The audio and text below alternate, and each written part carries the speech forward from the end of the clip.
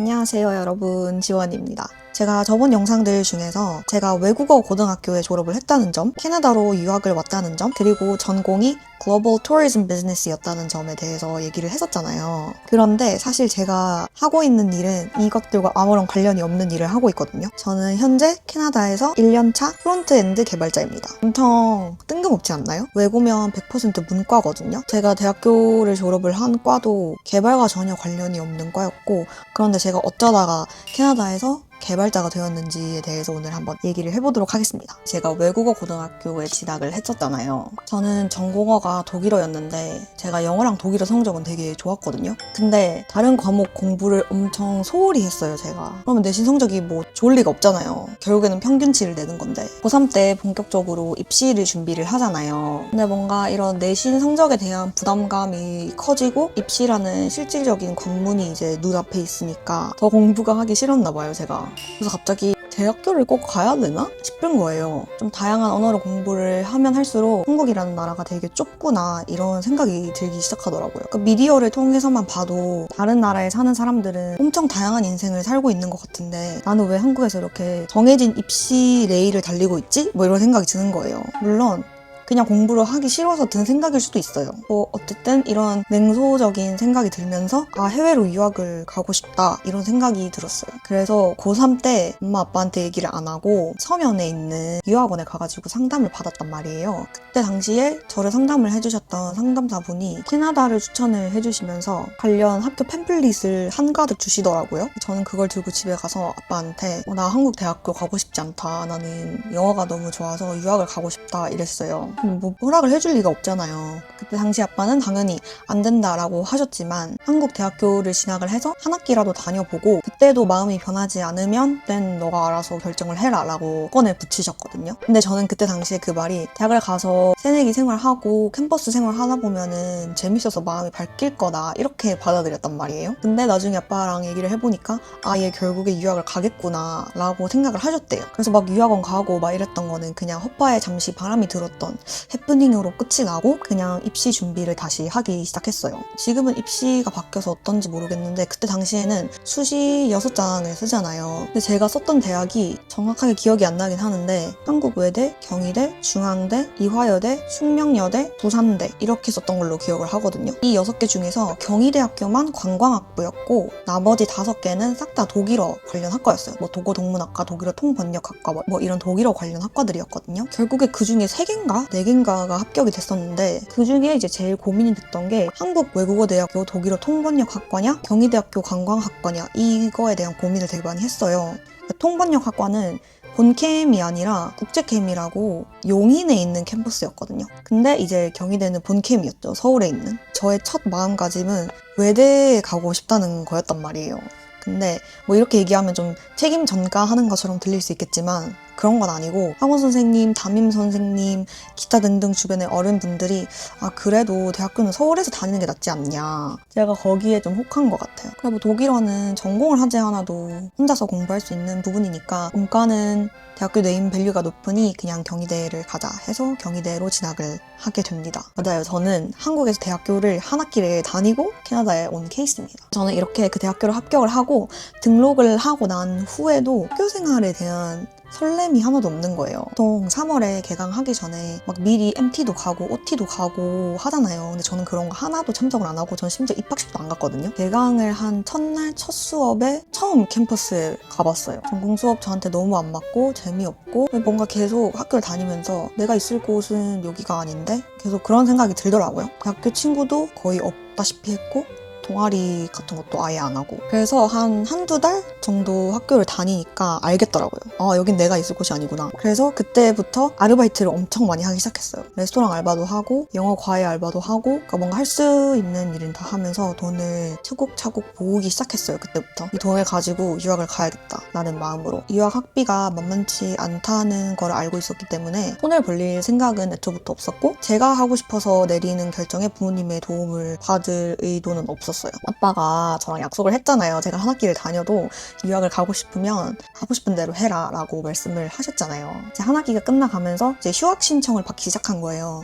이제 아빠한테 나 근데 진짜 유학에 가고 싶어. 그래 그럼 휴학 신청하고 내려와. 이렇게 된 거예요. 어쨌든 그렇게 짐을 싸서 휴학계를 신청을 하고 부산으로 내려왔습니다. 경희대가 최대 3년까지 휴학이 가능하거든요. 그래서 캐나다에서 2년제 컬리지를 졸업을 하고 한국으로 돌아온다고 해도 다시 복학해서 졸업을 할 수 있겠다. 혹은 캐나다 컬리지에 입학을 했는데 너무 안 맞을 수도 있잖아요. 제가 생각했던 그 유학 생활이 아닐 수도 있고 그거는 정말 모르는 일이니까 혹시를 대비를 해서 휴학을 걸어두고 내려오자 해서 휴학을 했습니다. 그리고 부산으로 내려와서 본격적으로 이제 유학원이랑 계속 상담을 하면서 유학을 준비를 하고 관련 서류 제출하고 하던 중에 코로나가 터진 거예요. 그래서 지원 일정도 되게 뒤죽박죽 되고 언제 출국을 하게 될 수 있을지 모르는 상황이었으니까 온라인 수업을 들어도 된다라고 하는데 그럴 거면 비싼 돈 내고 학교를 다니는 이유가 없잖아요. 그냥 미루는 게 낫겠다 해서 입학을 1년을 미루는 걸로 결정을 했습니다. 이 결정을 하면서 사실상 경희대로 돌아갈 수 있다는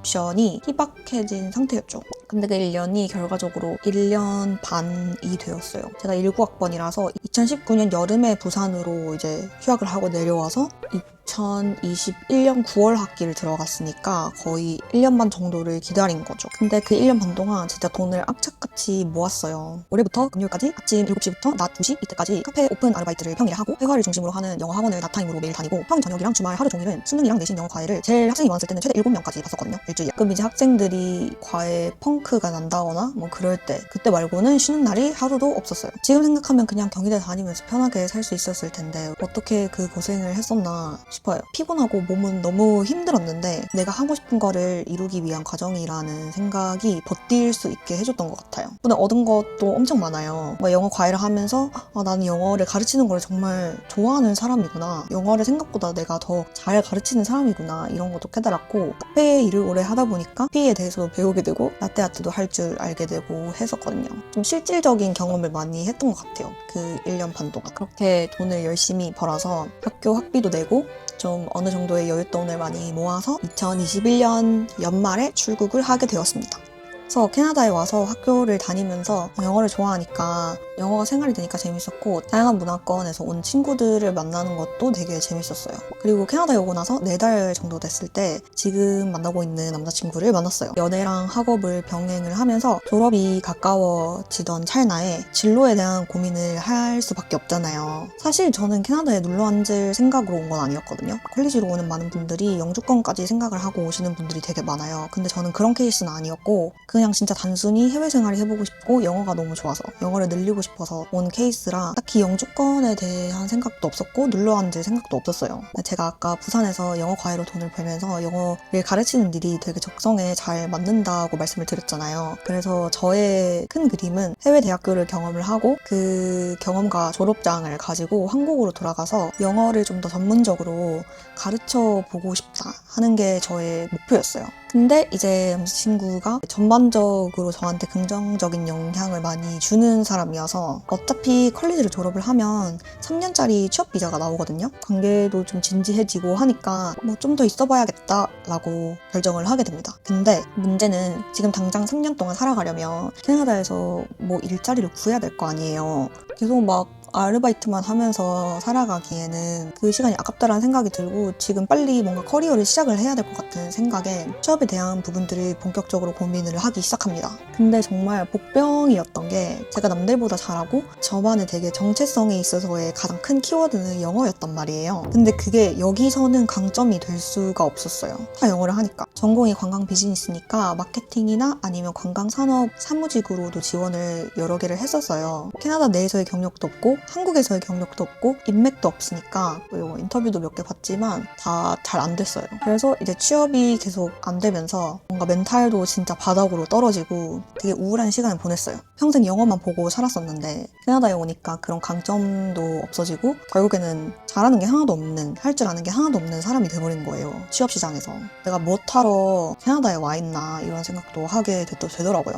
그때 뭔가 처음으로 유학을 결정을 했던 거를 조금 후회를 했던 것 같아요. 그냥 경희대 졸업해서 내가 좋아하는 영어 계속 하면서 영어 가르치는 일 했으면 이렇게 개고생하지 않아도 되는데 이런 생각도 막 들면서 좀 힘든 시간을 보냈고, 그러다가 남자친구가 개발자예요. 그래서 코딩 공부를 해보는 건 어때? 이렇게 권유를 하더라고요. 그래서 남자친구가 일하는 회사에서 쓰는 언어로 포트폴리오를 몇 개를 이렇게 만들어 보면 공고가 났을 때 주니어 포지션으로 추천을 해줄 수 있다, 이렇게 얘기를 하더라고요. 사실 학교 다닐 때도 남자친구의 권유로 그냥 재미로 파이썬 강의도 몇 개 들었었고, HTML, CSS, 자바스크립트 관련 강의도 되게 기본 강의 같은 거는 여러 개 들어놓은 상태였었거든요. 근데 뭔가 이렇게 남자친구가 동아줄을 내려줬잖아요. 그래서 거의 한 반년 동안 매일 그 언어 강의를 듣고 공부를 하고 하면서 큰 프로젝트를 하나를 만들었어요. 6개월 동안. 그걸 하면서 동시에 계속 해오던 마케팅 직무 면접도 보러 다니고 그랬었는데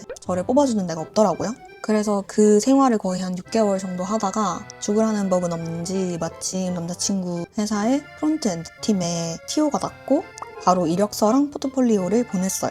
그렇게 보내고도 연락이 한 4달인가 동안 안 오는 거예요. 그래가지고 역시 안 되는구나. 자포자기를 해있던 상태에서 갑자기 이메일이 온 거예요. 면접을 잡자고. 그래서 진짜 순식간에 비즈니스 팀 면접, 그리고 개발팀이랑 기술 면접까지 이렇게 보고 합격 통보를 받았어요. 1년, 1년 반을 엄청 불확실한 미래에 대한 스트레스를 계속 받다가 갑자기 일이 이렇게 화다다닥 풀려버린 거예요. 아, 진짜 사람 일은 어떻게 될지 모르는구나. 정말 제가 상상도 못한 방향으로 일이 풀리고 진로가 결정이 되고, 나 진짜 아무것도 할 줄 아는 거 없는데 캐나다에서 뭐 해먹고 살지? 이런 고민을 한 게 엊그제 같은데 진짜 어떻게 풀릴지 모른다는 거를 뼈저리게 느끼게 되었습니다.